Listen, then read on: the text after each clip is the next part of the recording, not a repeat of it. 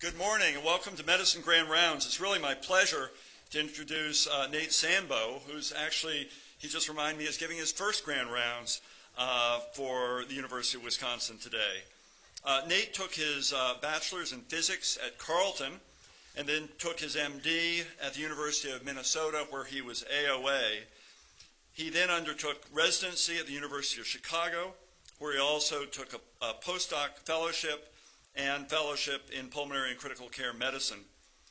He served as an instructor at the University of Chicago for 2 years and then assistant professor for a year before, in 2011, we were very fortunate to recruit him to our faculty. Nate is a scientist and has already 19 peer-reviewed manuscripts published in high-profile journals such as the American Journal of Physiology, Circulation, and the Journal of Biological Chemistry. He also has authored 9 book chapters. He's been well supported for his research, first with the KO8 and currently with the American Thoracic Society grant. Nate is truly a triple threat. In addition to his science, he's active on the clinical service in the pulmonary clinic and TLC and the neurocritical care as well as the EICU. And he's an educator, teaching at the med school, PA, resident and fellow level, and his CV lists 11 research mentees. He's been a generous citizen to the university, serving on the research committee, the Pulmonary and Critical Care Competency Committee, and the Pulmonary and Critical Care Fellowship Research Committee, among others. And nationally, he's also providing service to the American Thoracic Society. He reviews papers for several journals and is an associate editor of Clinical Pulmonary Medicine. He's received a number of awards over the years, including, as I mentioned, AOA. He was elected as a member of the Central Society for Clinical Research, and he received an Early Career Development Award from the Central Society of Clinical Research. He's given a number of talks nationally and actually internationally, and we're really fortunate to have him speak today, giving a talk on his area of expertise, which is the biology of pulmonary fibrosis. His grand rounds is entitled The Dawn of Effective Drug Therapy for Idiopathic Pulmonary Fibrosis, Current Advances and Future Directions. Please join me in welcoming Dr. Sandbo. Thank you. All right. Well, thank you very much for a very kind introduction, Dr. Page. And thank you for allowing me to talk to you today about idiopathic pulmonary fibrosis and update you as to some of the progress that's been made in the field, both with respect to diagnosis and with respect to therapy. So I do not have any financial disclosures. I will disclose that I have been involved in many of the clinical trials that involve pulmonary fibrosis, mainly as a sub-investigator for these trials. I have not served as a principal investigator and do not receive any funding or other financial compensation from any of these companies. So I hope to tell you today, and I hope you walk away with several key points. First is that although I'm speaking to a general audience today, and idiopathic pulmonary fibrosis is a relatively uncommon disorder, and perhaps some of you may not have a deep familiarity with it, but it's really an under-recognized health problem in the United States. Most recent estimates suggest that up to 40,000 individuals a year die of idiopathic pulmonary fibrosis. So that's something I want you to take home with you, that this actually has a disparate impact on public health in the United States. The second point that I want you to walk away with is that diagnosis of idiopathic pulmonary fibrosis has really changed over the last couple decades, to the point now that high-resolution CT really has supplanted biopsy in making this diagnosis. Third, the historical treatment of idiopathic pulmonary fibrosis, which used to be corticosteroids, has now been found to be harmful. So it should be a very rare occasion when patients are treated with corticosteroids. In general, it is not used. Third, the last year or so has really seen a revolution in the care of these patients with the approval of 2 new drugs that are effective in treating this disorder, Profeta Donor and Ninteden. And both of these drugs slow the rate of progression of the disease. And we'll talk about those. Finally, I want to leave you with some thoughts as to what the course of progress in the disease and treatments in the disease are, and we'll talk a little bit about the pathogenesis of the disorder and how that informs future drug design. So, would you be surprised if I told you that idiopathic pulmonary fibrosis kills as many people in the United States per year as automobile accidents? I think for the non-pulmonologists out there, that might be a bit of a shocking statement, but it's true. Idiopathic pulmonary fibrosis, shown here, I'm showing you deaths per year of several common cancers and automobile accidents, and then idiopathic pulmonary fibrosis. And you can see IPF falls somewhere in the middle, around 30 to 40,000 deaths per year. So that's on the order, that's more than prostate cancer. It's not that dissimilar than breast cancer. Again, but in general, it's a very under-recognized disease, and patients will tell me repeatedly, and I just was at the Pulmonary Fibrosis Foundation, and this is a common theme from patients, that they relate stories of delays in diagnosis because, and one of the problems is that this disease just is not well recognized outside of the pulmonary community. Part of the problem with the diagnosis and broad recognition is that this is one of a number of interstitial lung diseases. And it's sort of an alphabet soup of diagnoses, and I think most primary care physicians or other non-pulmonary specialists' eyes glaze over when they hear the alphabet soup of diagnoses that comprise interstitial lung diseases. So I can't completely solve that problem, but what I'm showing you here is a schematic that displays how I think about interstitial lung diseases and simplifies it down into broad categories. So the first row of this slide shows you 4 broad categories of interstitial lung diseases. ILDs of known cause, such as things like asbestosis, or ILDs that are related to connective tissue diseases, or perhaps drug toxicities. And then there's granulomatous ILDs, such as sarcoidosis, which is relatively common as far as ILDs go, but also includes things like Wegener's granulomatosis. And then there's sort of the other category, which includes more rare lung diseases, such as lymphangiomyomatosis, etc. So, in general, when I see a new patient in clinic, I'm thinking about these broad categories. And then there's this category, which is the idiopathic interstitial pneumonias. So these are disorders that historically haven't been associated with any systemic disorder or other environmental trigger that causes them. And idiopathic pulmonary fibrosis is the most common member of the idiopathic interstitial pneumonias. So if there's nothing else that you're going to take away from this talk, at least remember that when you hear IPF, it's the most common form of an idiopathic type of interstitial lung disease. And that at least should help simplify how we think about the disorders. So let's talk a little bit more about making the diagnosis of IPF. So as I told you, it's the most common form of idiopathic interstitial pneumonia. So this is about 20% of the interstitial lung disease patients that I see in clinic. It results in progressive fibrosis of the lung, and that fibrosis is usually peripherally located and basally located. And it usually affects older adults, so it's a disease of aging. I'll show you a little bit more information about that in a second. As I mentioned, and I'm going to repeat it, hammer it home several times, over 30,000 deaths per year in the United States estimated. So this is actually a significant public health problem. And the mean survival from time of diagnosis is terrible, 2 to 4 years historically. So this is a terrible diagnosis to receive from your physician. Let's talk about the epidemiology a little bit. So as I mentioned, IPF is a disease of aging. So shown here are death rates per 100,000 in different cohorts of ages. And I'm showing you incidence and prevalence. Incidence on the left, prevalence on the right. And as you can see, that with each decade of age, there's a significant increase in the incidence and prevalence of the disorder.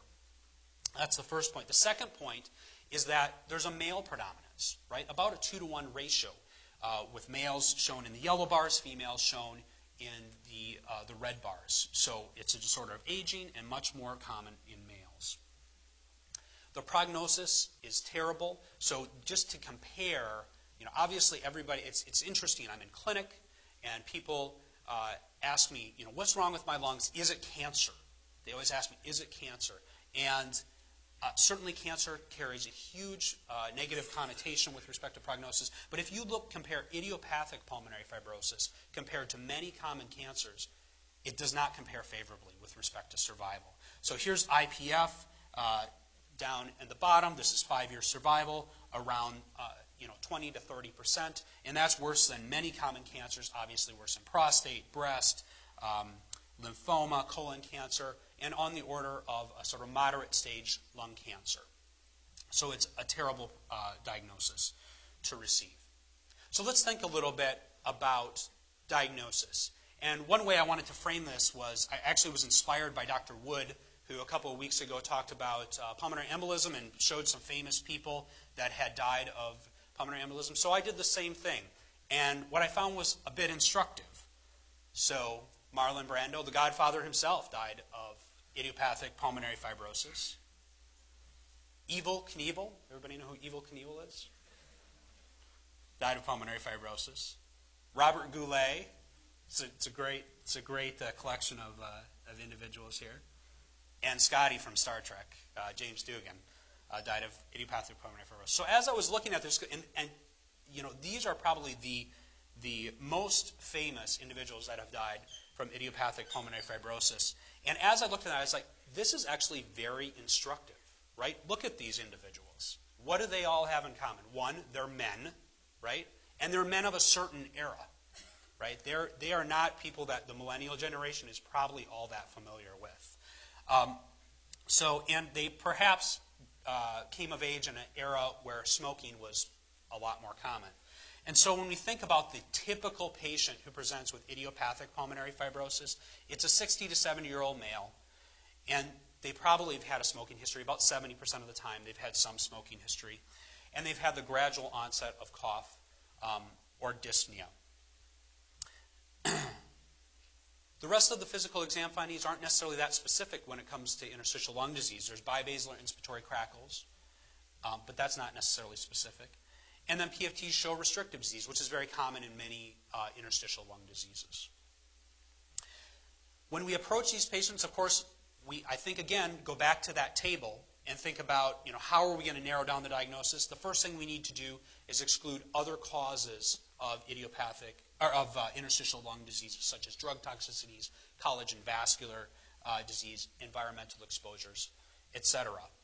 But the mainstay of diagnosis in this era is really high-resolution CT. Okay? And what we're looking for on high-resolution CT is the usual interstitial pneumonia pattern. Again, I'm sort of going back into the alphabet soup of nomenclature, but I do want you to walk away with idiopathic pulmonary fibrosis is the clinical diagnosis. And when you hear the usual interstitial pneumonia pattern, or UIP, that is connotating a pattern that you're going to see on the CAT scan, or a pattern that you're going to see on the biopsy. So these are the radiographic and histologic findings that you're looking for. So let's talk a little bit about the CAT scan and what you expect to see if you have a definite UIP, usual interstitial pneumonia pattern. So there are key features that need to be present. So there should be reticular lines, usually located in a subpleural posterior distribution, a basilar distribution. There should be honeycombing present. So honeycombing is multiple cystic spaces here, sort of pointed out by the arrow, that are divided by dense bands of connective tissue. And they should be in a subpleural location and located in rows. And there should be traction bronchiectasis. Traction bronchiectasis basically is a manifestation of parenchymal fibrosis, which is now tugging on those airways and dilating them. In addition, there shouldn't be anything else that suggests an alternative diagnosis for an alternative interstitial lung disease. So there shouldn't be extensive ground glass opacities. And there shouldn't be micronodules, or features of other interstitial lung disease, such as an apical predominance. So that's the high-resolution CT. We'll come back to that in a second. Let's talk a little bit about the pathology, because there's a very defined pathology that goes along with idiopathic pulmonary fibrosis as well, also called the usual interstitial pneumonia pattern. Okay? So everybody probably is familiar that IPF results in significant destruction of the lung, as shown here on the right-hand panel. But there are key features that we want to see on the biopsy that help us distinguish IPF from, or UIP, from other patterns of pathology. So certainly you want to see that loss of normal lung architecture, but one of the key features is what's called spatial heterogeneity, where you're going to see some areas of normal lung which are localized very closely to areas which are densely fibrotic. Okay, so a heterogeneous appearance to that fibrosis. You're going to want to see peripheral distribution of the scarring. Okay, so not an airway-centered scarring, but more peripheral. And you're going to want to see the hallmark feature of UIP, which is the presence of something called the fibroblastic focus, or foci, which are collections of fibroblasts which are localized adjacent to alveolar air spaces. And this is the site where new fibrosis is occurring. This is sort of the powerhouse for new scar formation, all of these collections of fibroblasts. And of course, you don't want to see anything else that suggests an alternative diagnosis. So only mild or mild inflammation and no evidence of granulomatous inflammation or other disorders. Okay? So I've told you both the radiographic features and the pathologic features, but how often do we actually really need a biopsy in this day and age?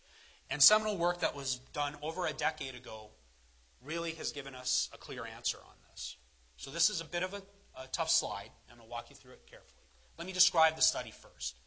This is a study at a tertiary referral center where they were used in an interstitial lung disease clinic. What they did was took all patients that came referred for interstitial lung disease, and they had their clinicians, the so-called clinical core, review all the information, including the high-resolution CT. And then all of those patients ultimately went to surgical lung biopsy. Similarly, the radiologists reviewed the high-resolution CT, and on the same patients, of course, those patients went to biopsy. And then they took the referring center and asked for their diagnosis, and then they compared it with biopsy.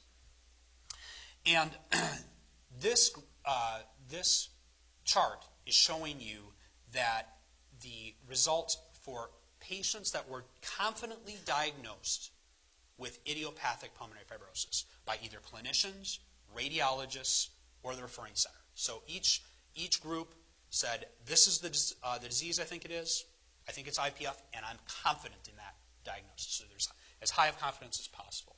And then they looked in those patients that had a confident diagnosis from each of these three groups, what was the sensitivity, the specificity, the accuracy, and the positive predictive value when compared to the pathology from a surgical lung biopsy.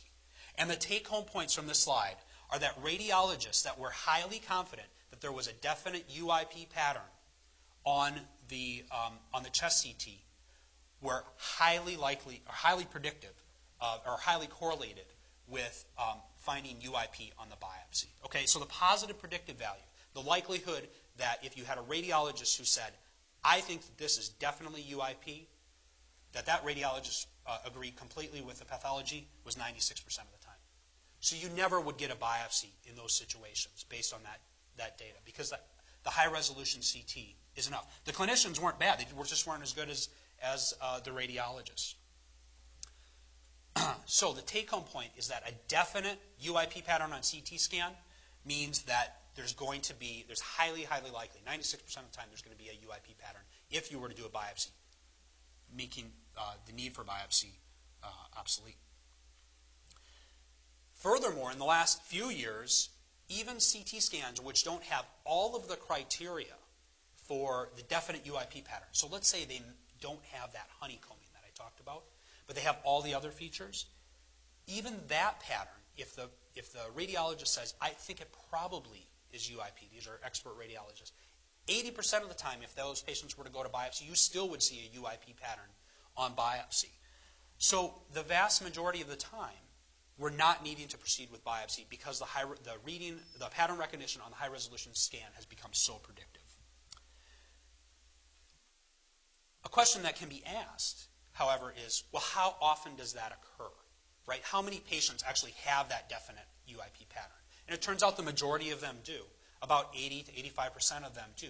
So really, only about 15 to 20% of patients who have a diagnosis of IPF should even be considered for a surgical lung biopsy. And usually there are many other reasons that we may not proceed with a surgical lung biopsy related to the risk of the procedure. So only a small fraction of patients who ultimately are diagnosed with IPF need a surgical lung biopsy in the modern era.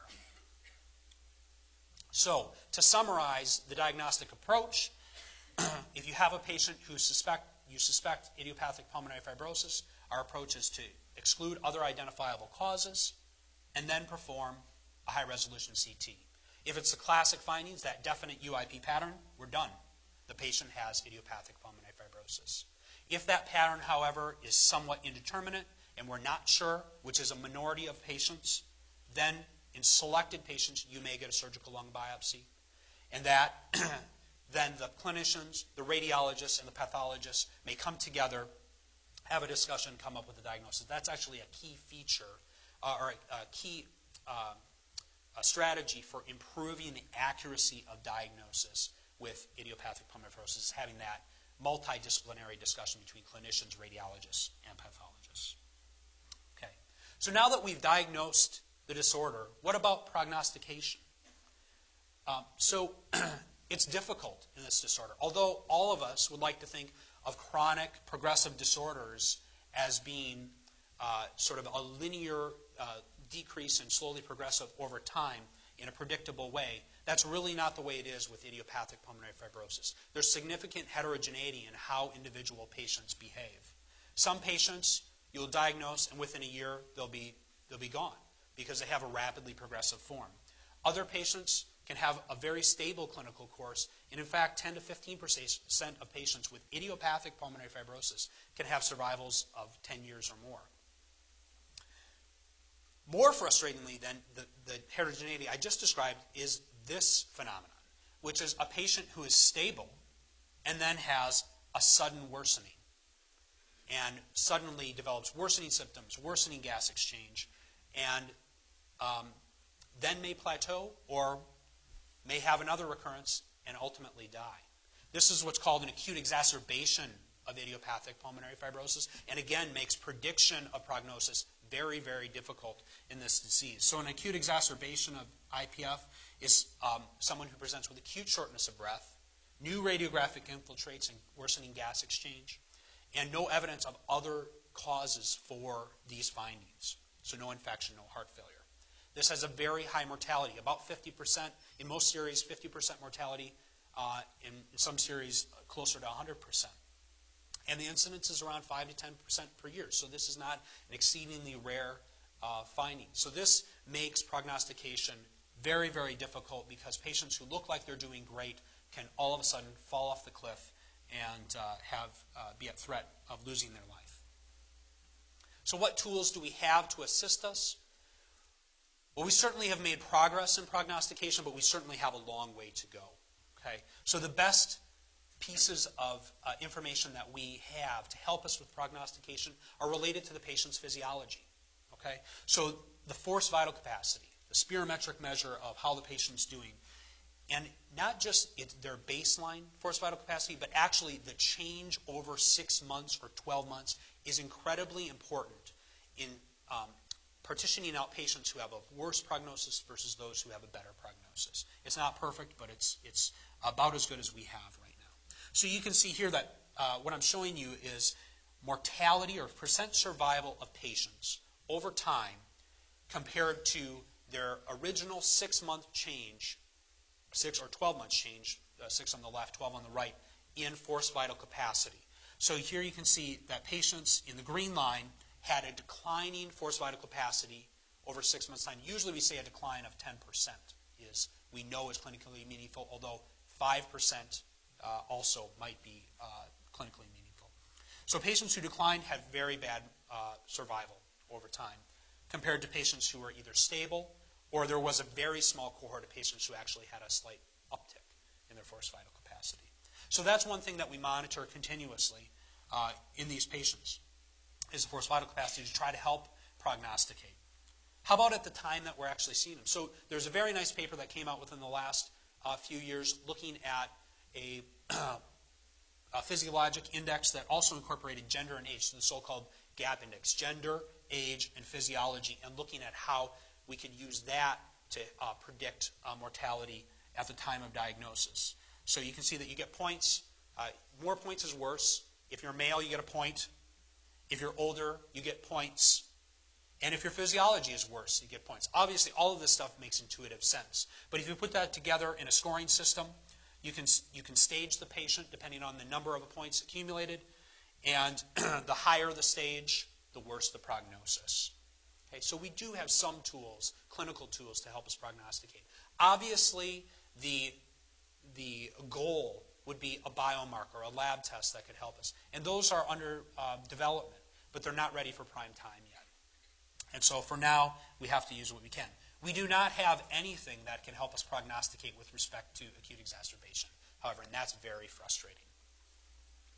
Okay, so what I've told you so far, I've given you a sense of where we're at with respect to diagnosing and prognosticating with IPF. I want to shift gears a little bit, and I want to set the stage before we move into treatment. I want to delve into the pathophysiology and the advances that have been made with respect to understanding IPF and prior to moving into treatment, because I think it's really important, because understanding these components will really inform why the drugs that are out there are being trialed and why the drugs that are out there that work actually work. Okay. So this is a cartoon which encapsulates what we know about idiopathic pulmonary fibrosis.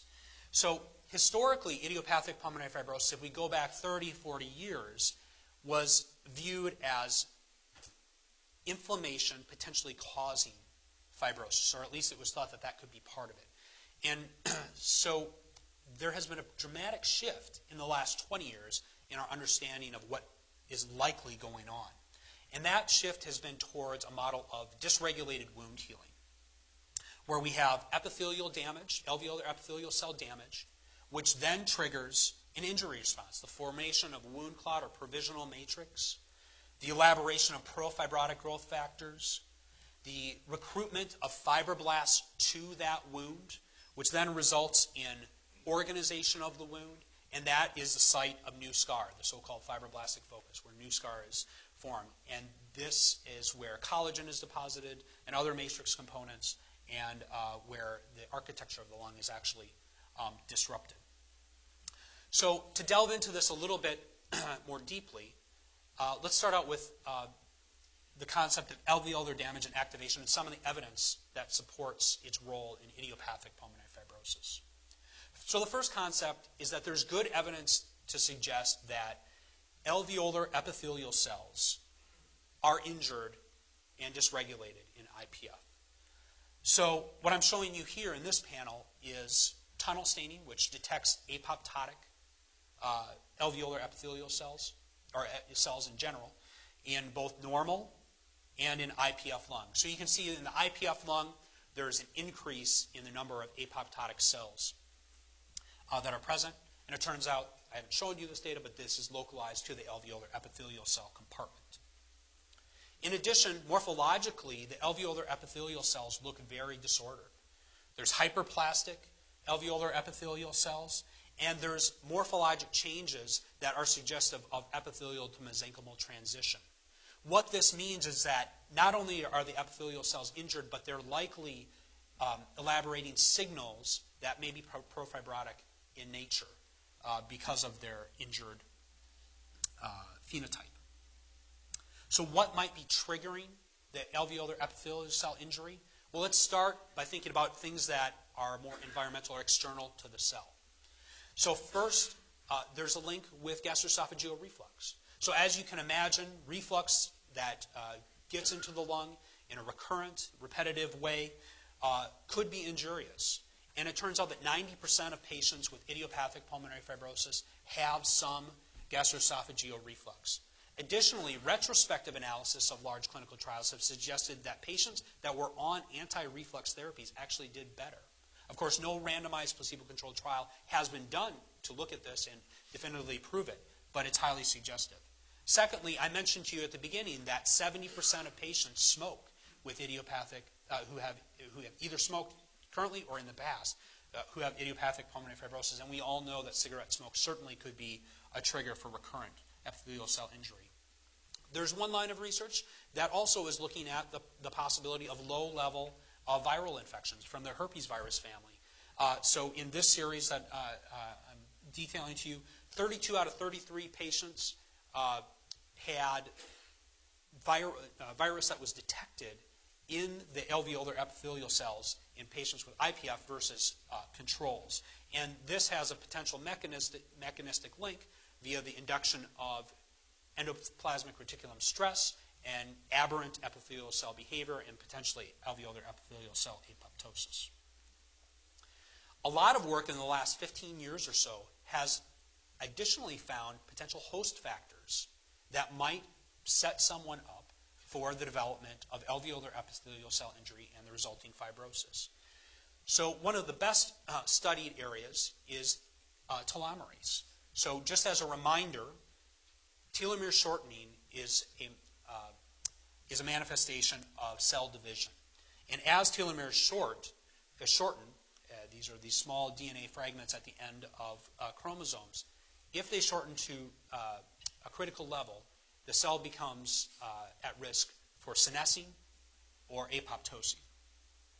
So the body in progenitor cell populations has a way to deal with this, which is through the enzyme telomerase, which allows a re-lengthening of the telomeres with each cell division.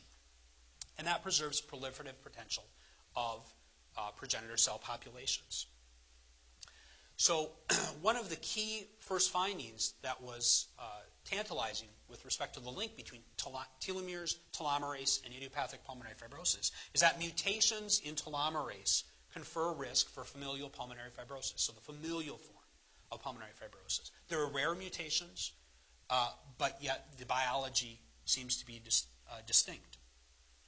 These mutations result in loss of function of the two subunits of or constituents of telomerase, telomerase reverse transcriptase, and the RNA component, so-called HTR. Additionally, if you look at the telomere lengths in IPF, in patients with sporadic IPF, not the familial form, you see that compared to normals, telomere lengths are very short. In fact, they're short to a similar degree as patients with these telomere mutations. So this suggests that perhaps telomeres may be playing a role. And the way that that would work is if you had exhaustion of the progenitor cell population, you would have a problem with re-epithelializing the alveolar compartment, which is known to be a requirement for resolving a wound healing response. Okay? So a second gene, or a second potential mechanism that's been identified, came out of genome-wide association studies. And one single nucleotide polymorphism that was identified was in the Mucin 5B gene. Okay? So it turned out that this risk allele was present in 35% of IPF patients versus only 10% of controls. Even more tantalizing, if you were homozygous for the risk allele, you had a 10 to 20-fold increased risk of developing idiopathic pulmonary fibrosis. So there was a strong linkage to the disorder.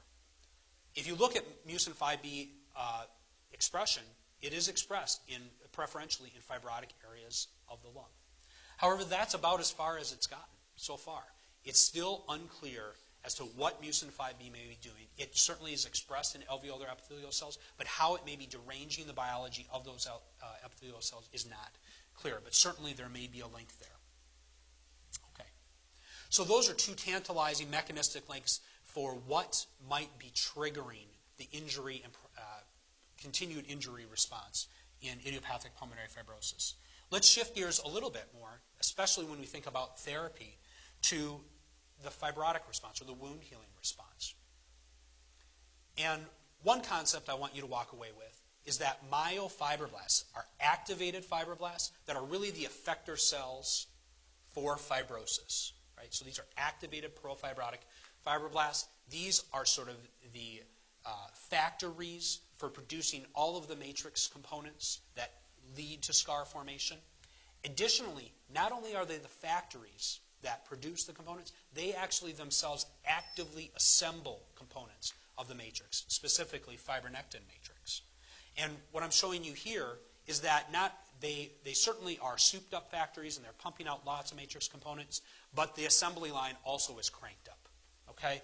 So in this figure, I'm showing you fibroblasts on the left hand versus myofibroblasts that have been differentiated with a profibrotic growth factor. And what we're looking at in green is the assembly of fluorescently labeled fibronectin that we've given to the cells.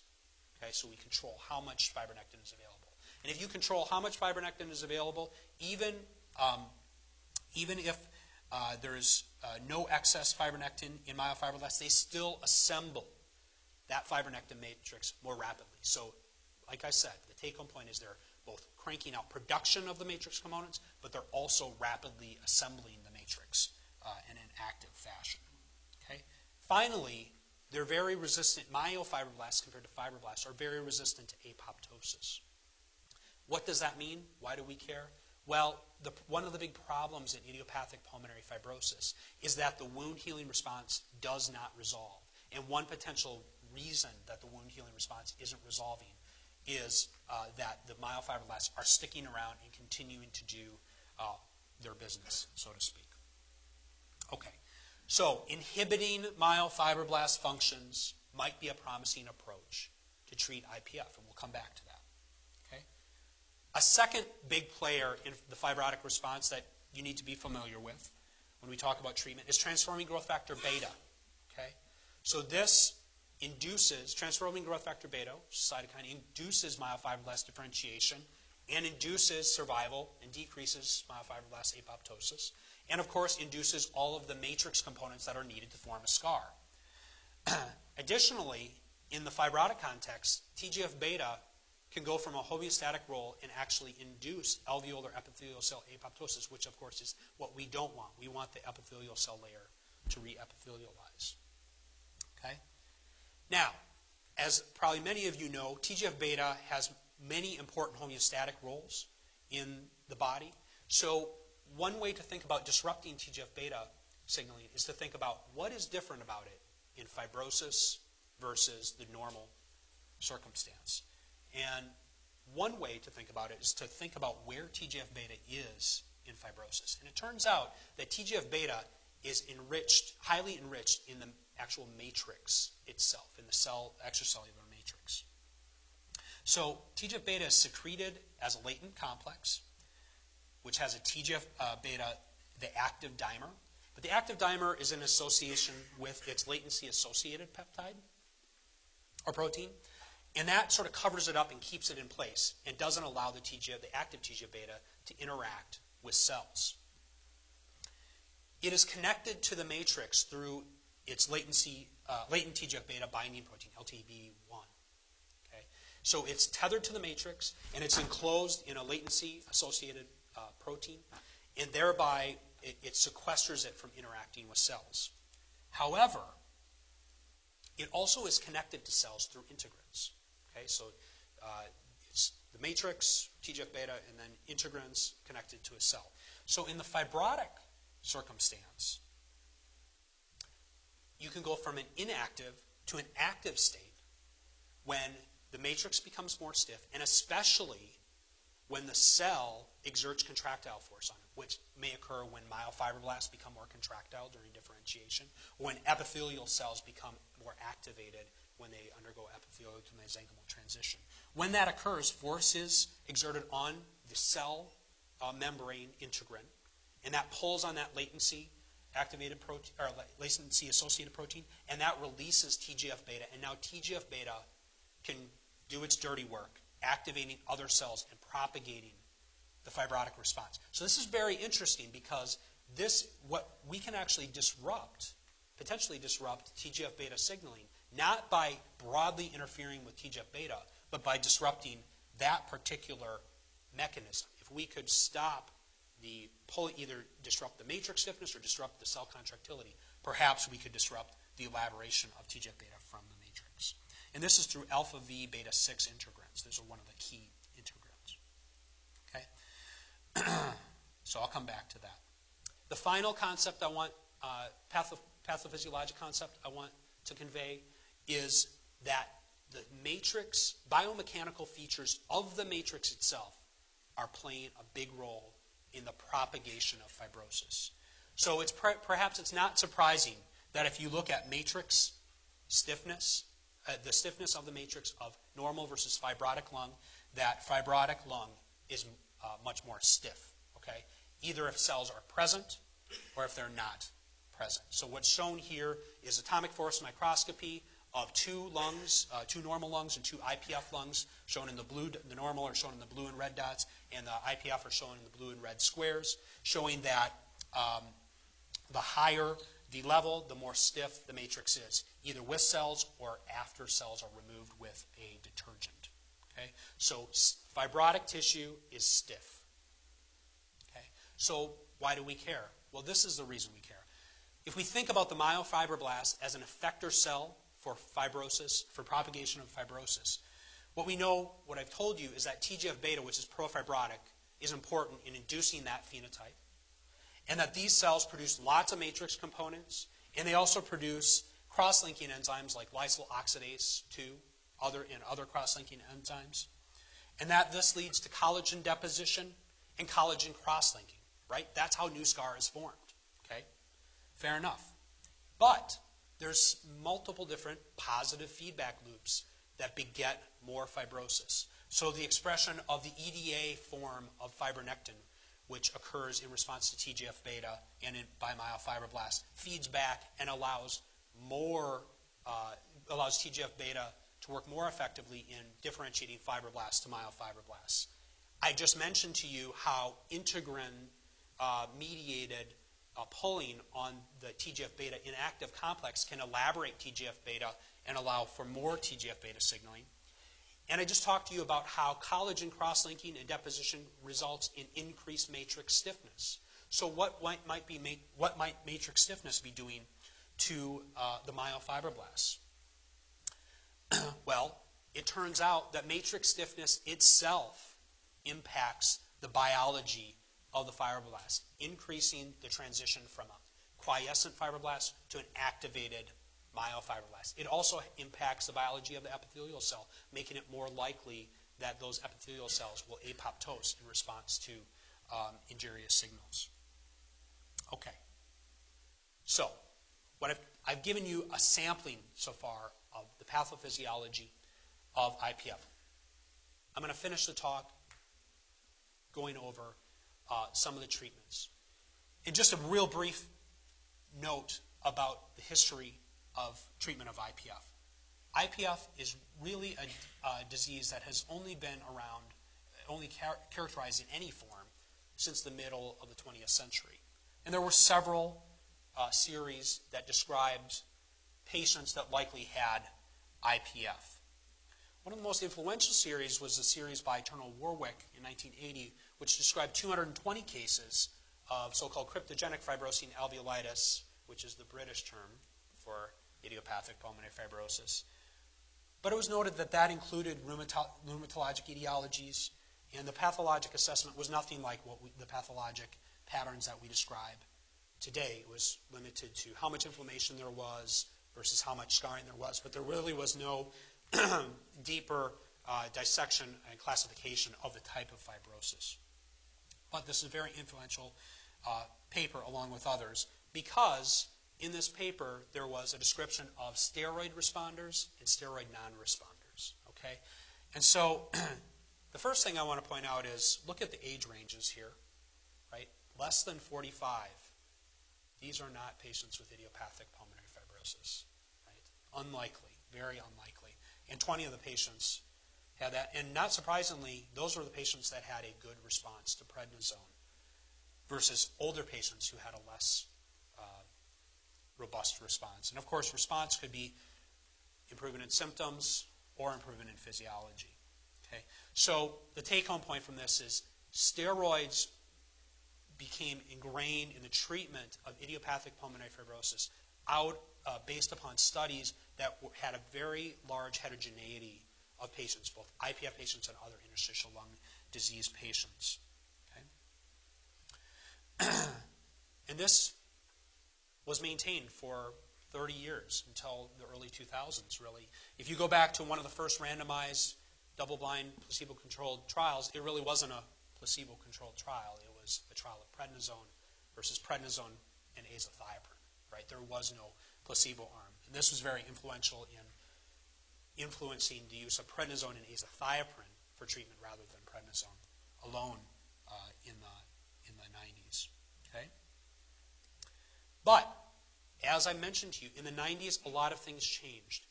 I talked to you about the pattern of high-resolution CT, the UIP pattern. All of those classification schemes were developed primarily in the 90s. Same thing with the pathologic classification schemes. Those were developed in the 90s. So we were better able to separate out the phenotypes of interstitial lung disease into what is now known as idiopathic pulmonary fibrosis versus others. This culminated in the early 2000s in the American Thoracic Society publishing guidelines on both the diagnosis and classification of idiopathic pulmonary fibrosis and its management. And this helped unify the field and standardize the field. The second big advance that was occurring simultaneously was the era of randomized clinical controlled trials actually came to IPF, the field of IPF. Okay? And this happened in the mid to late 90s. So there was a first large randomized controlled trial, which was 167 patients. It was a negative trial, but it showed that it could be done in this disorder. This was followed on by other trials, including some that seemed to be promising, of interferon gamma, which also was a negative trial, but had some promising signal, but a follow-up study also was negative. And this was sort of the order of the day for many years. There's been many trials. This isn't a complete list. There's been many trials of different agents for idiopathic pulmonary fibrosis that have failed, that do not have any effect.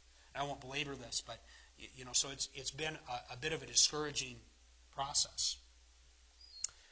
In the interest of time, I'm going to go right back. I'm going to pass that trial.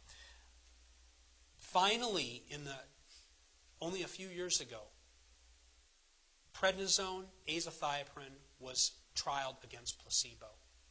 And it turned out that the standard of care for therapy was actually harming individuals over time. So what I'm showing you here is the probability of death versus weeks since randomization. And the red line is the pred-aza, and it also had N-acetylcysteine group versus placebo. And you can see that more patients died in the treatment arm than in the placebo arm. So after 30 years or more of therapy with prednisone and azathioprine and other agents, we finally did the right study and found out that we had been harming patients all this time. So that leads me to the last 2 years. Okay, so a lot of discouraging results for many, many years. So Profeta Donor, which is an oral pill that's a pyridone compound, been around for many years. But interestingly, its mechanism is not fully elucidated, but it's thought that it disrupts TGF-beta signaling, that TGF-beta that I had talked to you about before. It originally was trialed in 2005, the first randomized controlled trial performed in Japan, and it seemed to have a signal, especially with acute exacerbation. So this led to 3 subsequent randomized controlled trials with a primary endpoint of FVC decline at 12 months. Again, remember I told you that FVC decline is important in prognostication. One other advance in clinical trial design was the use of a surrogate endpoint for mortality, which allowed for a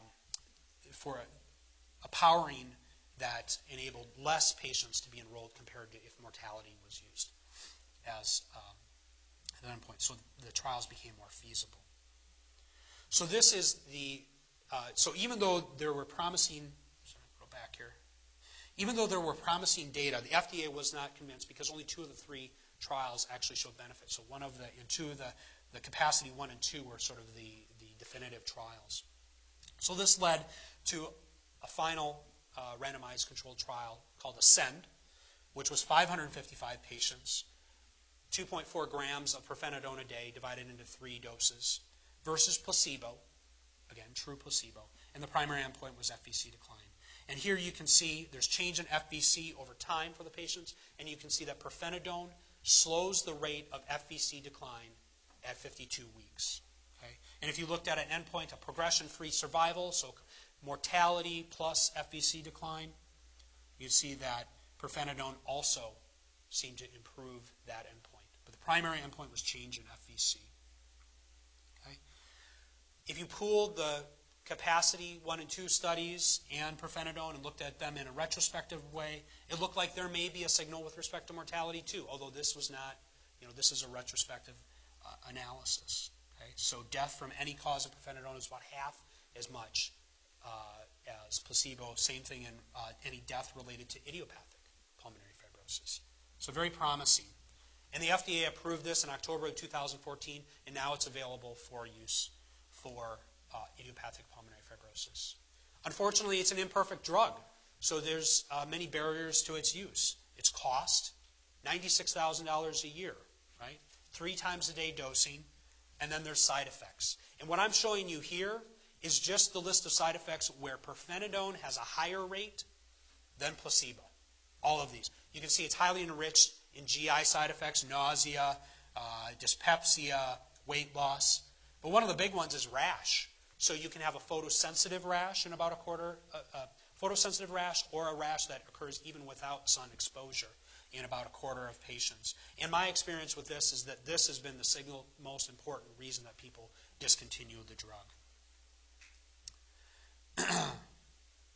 So simultaneous with this, there was another drug that was trialed called Ninteden. And Ninteden acts on a different set of pathways. It acts on tyrosine kinase receptors in the body. Fibroblast growth factor, PDGF receptor, VEGF receptor, and Circ family tyrosine kinase. So it's a relatively non-specific tyrosine kinase inhibitor. But the take-home point is that it's thought that it inhibits fibroblast migration and myofibroblast differentiation. So this is one of the first myofibroblast targeted drugs that exist. It may also have other effects. So shown here is the results of the the 2 phase 3 trials that were performed that led to its approval. Again, you can see that if we look at FVC decline, it's about, at 1 year's time, there's about half as much decline in patients treated with nintedanib compared to placebo. And this was the same in both of the trials. And this also was approved in October of 2014. So now we have both drugs available to us. So this has really revolutionized the treatment of this disorder, whereas before, most of the care was supportive. We now had 2 drugs. But again, nintedanib also has barriers to its use. Cost, again, $94,000 a year retail cost. So insurers can balk at this, and there can be high co-payments. There are some contraindications. There's bleeding and coronary disease, which because of the VEGF inhibition we have to be careful about. And then there's side effects. And this is almost more daunting than the Profeta Donor, right? So if you look at the top row here, 63% of patients had some form of diarrhea. Now, to be fair, most of it was mild to moderate, and it didn't lead to a lot of treatment discontinuation. But when you talk to a patient about this, it's a bit daunting. Okay. So where are we right now, currently, with the approval of these 2 drugs? Well, certainly, we need to establish an accurate diagnosis, and we can use either of these 2 drugs in their current form. We do not currently use both of them together. They are potentially going to be trialed together. They both have similar effects. So choosing one or the other is really sort of patient-dependent. They both seem to slow the rate of progression, but they certainly don't reverse anything. And we hope that by slowing the rate of progression, that there may be a mortality benefit in the future. Certainly the use of anti-reflux therapies that I talked about, we still use because they're relatively safe. And then all of the important supportive care that for IPF that is needed, such as pulmonary rehab, oxygen therapy, etc. And then we can offer lung transplant for eligible patients. Of course, there's now clinical trials of additional agents. So let's finish up the talk by reviewing those briefly. Okay? So going back to the schematic of the pathophysiology of IPF, you can see that most of the new drugs and therapies that are trialed can be linked back to that pathophysiology that I described, right?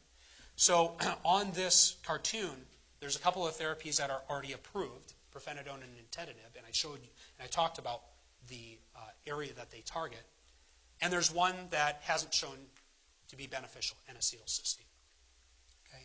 But ongoing trials include a trial of surgical fundoplication for idiopathic pulmonary fibrosis to prevent the recurrent microaspiration and gastroesophageal reflux that is associated with the disorder. Trials of a profibrotic cytokine, IL-13, so monoclonal antibodies against that. A trial of lysyl phosphatidic acid receptor antagonist, which would be predicted to prevent recruitment of those fibroblasts to the wound area. And then STX-100. So I remember, rewind a little bit to TGF-beta and that integrin that was so important for the activation of TGF-beta from the matrix. This is a monoclonal antibody targeted at that integrin so that you can disrupt TGF-beta signaling in the context of fibrosis. And then simtuzumab, which targets the cross-linking enzyme that's important for the development of matrix stiffness, lysyl oxidase 2. So we've really moved from very non-specific therapies now to increasingly specific therapies which are informed from the biology, what we know about the biology of pulmonary fibrosis. And I hope that my own work in the lab also is contributing to this. So we've been very interested in a transcription factor called megakaryoblast leukemia 1, so-called MKL1, which is important in mediating that activation of the myofibroblast in response to both TGF-beta and matrix stiffness. And we have some tantalizing preclinical data to suggest that this actually might be having an effect. Right? So what I'm showing you here is a bleomycin model of pulmonary fibrosis, and the mice tend to die after a few weeks of being treated with the bleomycin. They develop an exuberant fibrotic response. And you can see mice that lack MKL1, the upper line there where the arrow is pointing, survive better than wild-type mice. And they have less collagen accumulation. So I'm showing you hydroxyproline. Higher is worse, meaning more fibrosis. And MKL1, mice lacking MKL1 have less fibrosis. And there's less myofibroblasts in the lungs of these mice. Okay? Consistent with what we would predict. Okay? So here's MKL1 negative mice who have less myofibroblasts, and this is just sort of quantitative data.